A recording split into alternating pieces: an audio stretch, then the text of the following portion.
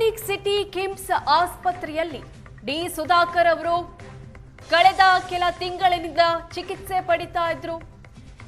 ಮೊಣಕಾಲು ನೋವಿನ ಶಸ್ತ್ರಚಿಕಿತ್ಸೆಗಾಗಿ ಅಡ್ಮಿಟ್ ಆಗಿರ್ತಾರೆ.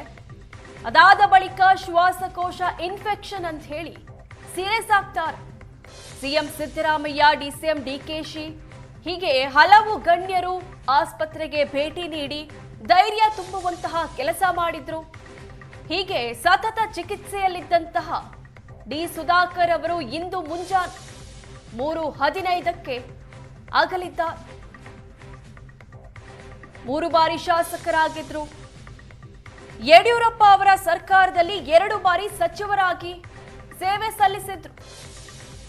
ಈಗ ಸಚಿವೆ ಲಕ್ಷ್ಮೀ ಹೆಬ್ಬಾಳ್ಕರ್ ಅವರು ಮಾತಾಡ್ತಾ ಇದ್ರು.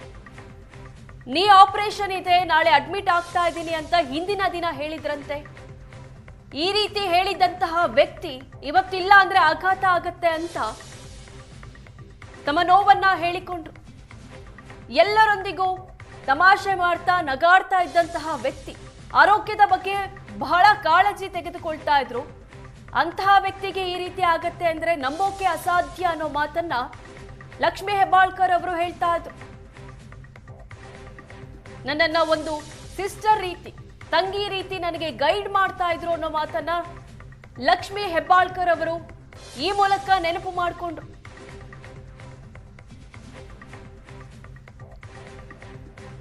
ಡಿಕೆಶಿ ಅವರ ಆಪ್ತರಾಗಿದ್ರು. 3 ಬಾರಿ ಶಾಸಕರಾಗಿ ಕರ್ತವ್ಯ ನಿರ್ವಹಿಸಿದ್ರು. ಚಿತ್ರದುರ್ಗದ ಉಸ್ತುವಾರಿ ಸಚಿವರು ಕೂಡ ಹೌದು. 2004ರಲ್ಲಿ ಮೊದಲ ಬಾರಿಗೆ ಶಾಸಕರಾಗಿ ಗೆದ್ದಿದ್ರು. ವಿದ್ಯಾರ್ಥಿ ಜೀವನದಲ್ಲೇ ತಮ್ಮನ್ನ ಈ ಹೋರಾಟ, ರಾಜಕೀಯ ತಮ್ಮನ್ನ ತಾವು ಈ ರೀತಿ ತೊಡಗಿಸಿಕೊಂಡಿದ್ರು.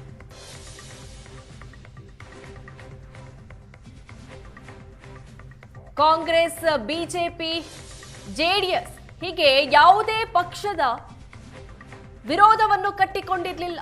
ಎಲ್ಲರೊಟ್ಟಿಗೂ ಉತ್ತಮ ಬಾಂಧವ್ಯವನ್ನ ಹೊಂದಿದ್ರು.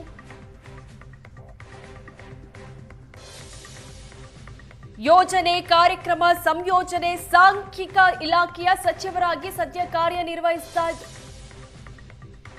ಅನಾರೋಗ್ಯದಿಂದ ಆಸ್ಪತ್ರೆಗೆ ದಾಖಲಾದವರು ಇವತ್ತು ಬೆಳಗ್ಗೆ ಎಲ್ಲರನ್ನ ಅಗಲಿದ್ದಾರೆ. ಇದೊಂದು ರೀತಿ ಶಾಕಿಂಗ್.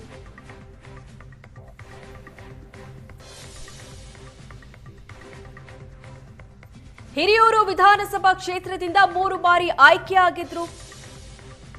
ಚಿತ್ರದುರ್ಗದ ಪಿಯುಸಿ ವರೆಗೂ ಚಿತ್ರದುರ್ಗದಲ್ಲಿ ವ್ಯಾಸಂಗ ಮಾಡಿದ್ರು. ಅದಾದ ಬಳಿಕ ಶಿವಮೊಗ್ಗದಲ್ಲಿ ನ್ಯಾಷನಲ್ ಕಾಲೇಜಿನಲ್ಲಿ ಬಿಕಾಂ ಪದವಿ ಪಡ್ಕೊಂಡಿದ್ರು. 2004ರಲ್ಲಿ ಮೊದಲ ಬಾರಿಗೆ ಶಾಸಕರಾಗಿ ಗೆದ್ದಿದ್ರು. ಹಿರಿಯೂರು ವಿಧಾನಸಭಾ ಕ್ಷೇತ್ರದಿಂದ 3 ಬಾರಿ ಆಯ್ಕೆಯಾಗಿದ್ರು. 3 ಬಾರಿ ಶಾಸಕರಾಗಿ ಡಿ ಸುಧಾಕರ್ ಕರ್ತವ್ಯ ನಿರ್ವಹಿಸಿದ್ದಾರೆ.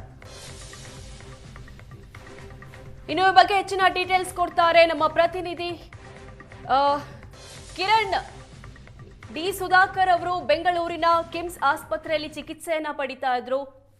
ಚಿತ್ರದುರ್ಗದ ಉಸ್ತುವಾರಿ ಸಚಿವರು ಕೂಡ ಆಗಿದ್ರು. ಇದೊಂದು ರೀತಿ ಚಿತ್ರದುರ್ಗ ಜನರಿಗೆ ಆಘಾತ, ಯಾಕಂದ್ರೆ ಇವರು ಮೂಲತಃ ಚಿತ್ರದುರ್ಗದವರು. ಹೆಚ್ಚಿನ ಡೀಟೇಲ್ಸ್ ಕೊಡೋದಾದ್ರೆ ಖಂಡಿತ. ಏನಂತಂದ್ರೆ ಡಿ ಸುಧಾಕರ್ ಅವರು ಚಿತ್ರದುರ್ಗ ಜಿಲ್ಲೆ ಹಿರಿಯೂರಿನ ಶಾಸಕರು ಹಾಗೂ ಚಿತ್ರದುರ್ಗ ಜಿಲ್ಲಾ ಉಸ್ತುವಾರಿ ಸಚಿವರು ಕೂಡ ಏನು ಮಂಡಿ ನೋವು ಚಿಕಿತ್ಸೆಗಾಗಿ ಬೆಂಗಳೂರಿನ ಅಪೋಲೋ ಆಸ್ಪತ್ರೆ ಮತ್ತು ಮಣಿಪಾಲ್ ಆಸ್ಪತ್ರೆಗೆ ಮೊದಲು ದಾಖಲಾಗ್ತಾರೆ. ಆನಂತರದಲ್ಲಿ ಏನಂತಂದ್ರೆ ಅವರಿಗೆ ಲಂಗ್ಸ್ ಇನ್ಫೆಕ್ಷನ್ ಆದ ಕಾರಣದಿಂದಾಗಿ ಅಲ್ಲೇ ಬೆಂಗಳೂರಿನಲ್ಲಿರ್ತಕ್ಕಂಥ ಕಿಮ್ಸ್ ಆಸ್ಪತ್ರೆಗೆ ಅವ್ರನ್ನ ರವಾನೆ ಮಾಡಲಾಗ್ತದೆ. ತದನಂತರದಲ್ಲಿ ಖಂಡಿತವಾಗ್ಲೂ ಅವ್ರನ್ನ ನೋಡಿದಾಗ ಉಸಿರಾಟ ಸಮಸ್ಯೆಯಿಂದಾಗಿ ಸಾಕಷ್ಟು ಸಮಸ್ಯೆ ಆಗ್ತದೆ. ಎಲೆಕ್ಟ್ರಾನಿಕ್ ಸಿಟಿಲಿ ಇರ್ತಕ್ಕಂಥ ಏನು ಕಿಮ್ಸ್ ಆಸ್ಪತ್ರೆಯಲ್ಲಿ ಚಿಕಿತ್ಸೆ ಕೊಡಲಾಗ್ತಾ ಇರ್ತದೆ. ಹಿನ್ನೆಲೆಯಲ್ಲಿ ಸಿದ್ದರಾಮಯ್ಯ ಆಗಿರ್ಬೋದು, ಸಚಿವ ಸಂಪುಟ ಸಹೋದ್ಯೋಗಿಗಳಾಗಿರ್ಬೋದು, ಡಿಸಿಎಂ ಡಿಕೆ ಶಿವಕುಮಾರ್ ಸೇರಿದಂತೆ ಎಲ್ಲರೂ ಕೂಡ ಆಸ್ಪತ್ರೆಗೆ ಭೇಟಿ ನೀಡಿ ಅವರ ಆರೋಗ್ಯವನ್ನು ವಿಚಾರಿಸ್ತಾರೆ. ಅಲ್ಲಿನ ವೈದ್ಯರಿಂದ ಮಾಹಿತಿಯನ್ನು ಪಡಿತಾರೆ. ಆ ನಂತರದಲ್ಲಿ ಅವರ ಮಗನು ಕೂಡ ಒಂದು ವಿಡಿಯೋನು ಕೂಡ ಒಂದು ಹೇಳಿಕೆ ಕೊಟ್ಟಿರ್ತಕ್ಕಂಥದ್ದು. ನಮ್ಮ ತಂದೆಯವರು ಪ್ರಮುಖರಾಗ್ತಾ ಇದ್ದಾರೆ, ಚಿಕಿತ್ಸೆ ಸ್ಪಂದಿಸಿದ್ದಾರೆ ಅಂತ ಹೇಳಿಕೆ ಕೊಟ್ಟಿದ್ರು. ಆದ್ರೆ ದಿಢೀರನೆ ಏನು ಈ ಒಂದು 3:15ಕ್ಕೆ ಅವರ ಹೆಲ್ತ್ ಬುಲೆಟಿನ್ ಬಿಟ್ಟಿರೋದನ್ನ ನೋಡಿದ್ರೆ ಡಿ ಸುಧಾಕರ್ ಅವರು ಇನ್ನಿಲ್ಲ ಅಂತಾನೆ ಒಂದು ಮಾಹಿತಿಯನ್ನು ಸಿಕ್ಕಿರ್ತಕ್ಕಂಥದ್ದು. ಇನ್ನು ನೋಡಿದಾಗ ನಿಜಕ್ಕೂ ಕೂಡ ಇಡೀ ಚಿತ್ರದುರ್ಗಕ್ಕೆ ಒಂದು ರೀತಿಯ ನೀರವ ಮೌನ ಆಗಿದೆ ಅಂತ ಹೇಳ್ಬೋದಾಗಿದೆ. ಯಾಕಂತಂದ್ರೆ ಡಿ ಸುಧಾಕರ್ ಅವರು ಸಚಿವರಾದ ನಂತರದಲ್ಲಿ ಸಾಕಷ್ಟು ಅಭಿವೃದ್ಧಿ ಕಾರ್ಯಗಳನ್ನ ಮಾಡಿದ್ರು. ಜೊತೆಗೆ ಏನಂತಂದ್ರೆ ಹಿರಿಯೂರು ಕ್ಷೇತ್ರದ ಶಾಸಕರಾಗಿ ಭಗೀರಥ ಅಂತಾನೆ ಗುರುತಿಸಿಕೊಂಡಂತಹ ಶಾಸಕರಾಗಿ ಸಚಿವರಾಗಿ ಉತ್ತಮ ಕಾರ್ಯಗಳನ್ನು ಕೂಡ ಮಾಡಿದ್ರು. ಹಾಗಾಗಿ ಚಳ್ಳಕೆರೆ ಅವರ ಮನೆ ಮುಂಭಾಗದಲ್ಲೂ ಕೂಡ ಈಗಾಗಲೇ ನೀರವ ಮೌನ ಆಗಿರ್ತಕ್ಕಂಥದ್ದು. ಏನು ಬೆಂಗಳೂರಿನಿಂದ ಮೊದಲಿಗೆ ತಮ್ಮ ಕ್ಷೇತ್ರ ಆಗಿರ್ತಕ್ಕಂಥ ಹಿರಿಯೂರಿಗೆ ಆಗಮಿಸಿ ನಂತರದಲ್ಲಿ ಚಿತ್ರದುರ್ಗ ಮಾರ್ಗವಾಗಿ ಚಳ್ಳಕೆರೆ ಪಾರ್ಥಿವ ಶರೀರವನ್ನು ತರಲಾಗ್ತಕ್ಕಂಥ ಮಾಹಿತಿ ಈಗ ಸಿಕ್ಕಿರ್ತಕ್ಕಂಥದ್ದು.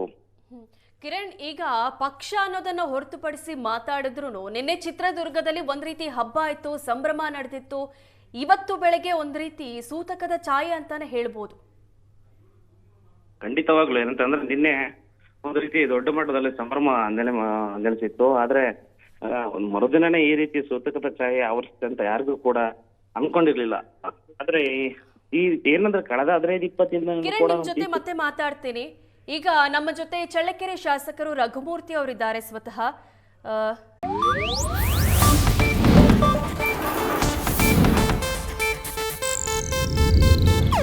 ಇದು ಏಷ್ಯಾನೆಟ್ ನ್ಯೂಸ್ ನೆಟ್ವರ್ಕ್ ಪ್ರಸ್ತುತಿ.